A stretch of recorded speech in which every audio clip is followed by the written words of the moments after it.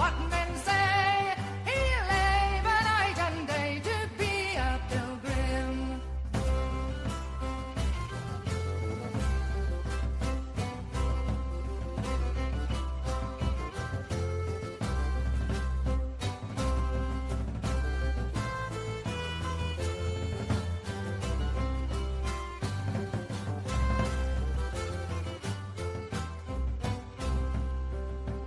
Who would true valor see? Let him come hither. One here will constant be, come when, come weather.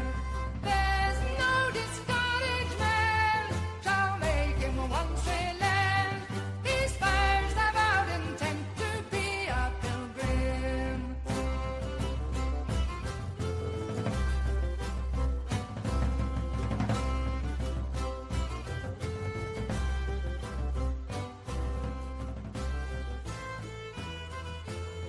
Hello, everyone. I'm John Coleman from ApocatastasisInstitute for the Humanities and Alternative College and High School here on New Milford, Connecticut, USA.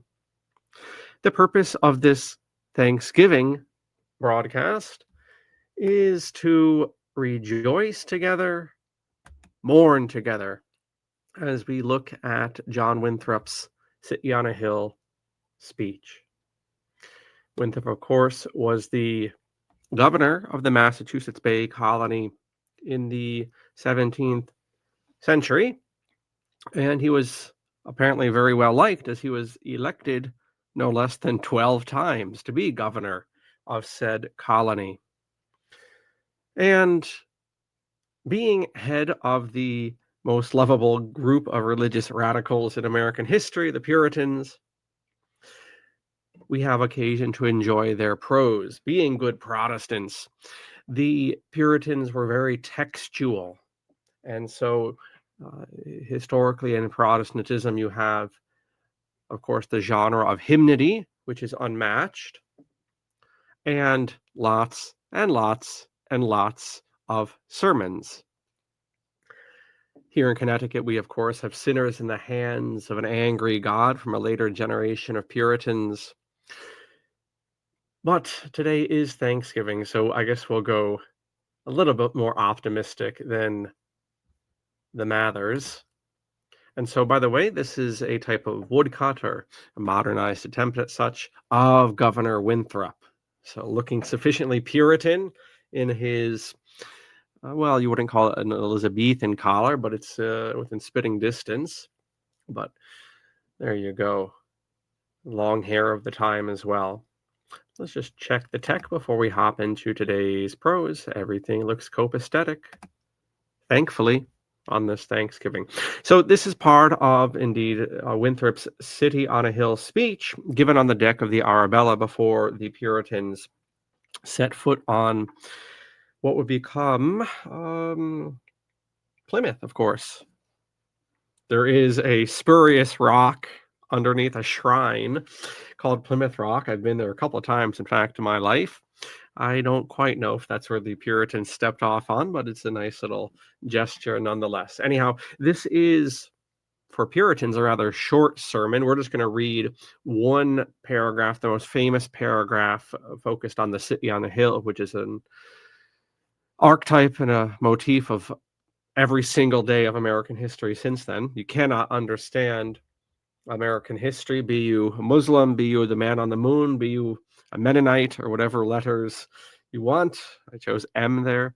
You cannot be of any affiliation religiously, politically, ideologically, or none at all, and not be a Puritan and not inherit the sentiments of this speech.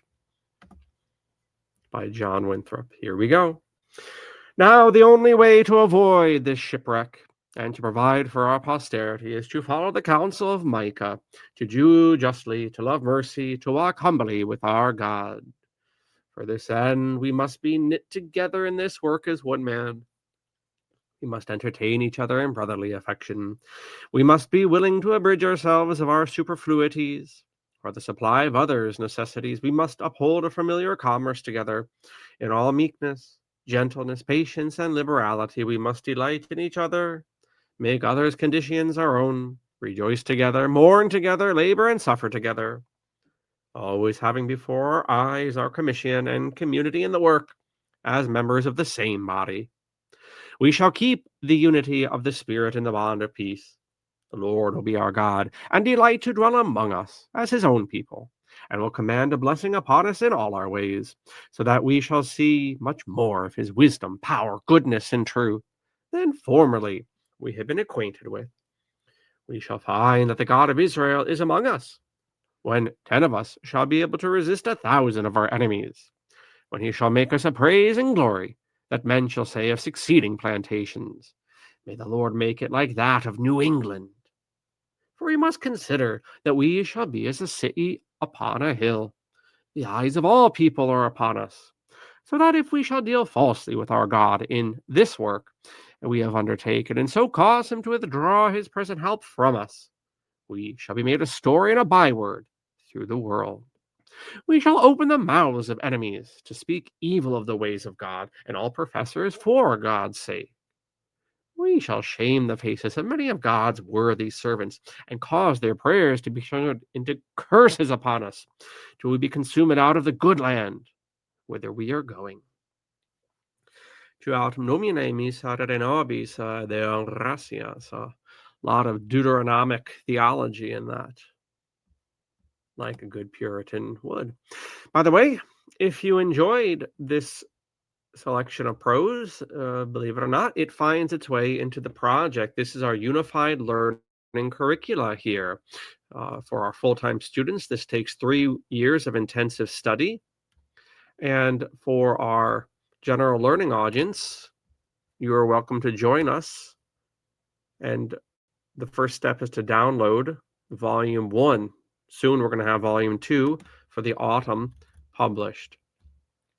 So we have a monthly cursus of poetry and prose, which complements our more intensive literary and historical and philosophical studies in the classroom and beyond. In any case, thanks for hanging out this Thanksgiving here in these United States. Thanks for putting on your Elizabethan-ish collar, getting thankful, and getting puritanical in the best sense of Thanksgiving.